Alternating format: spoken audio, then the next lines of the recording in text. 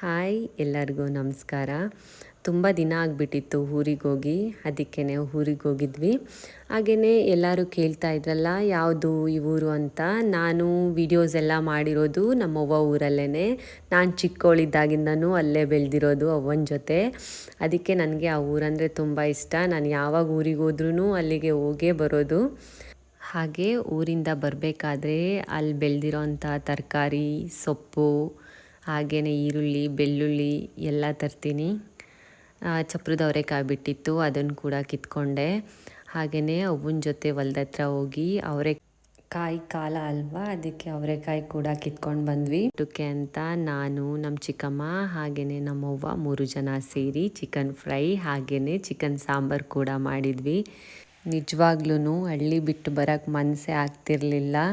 ಆದ್ರೂ ಅಲ್ಲಿದ್ದಷ್ಟು ಟೈಮ್ ಖುಷಿಯಾಗಿ ಇದ್ದು ಬರ್ತೀನಿ.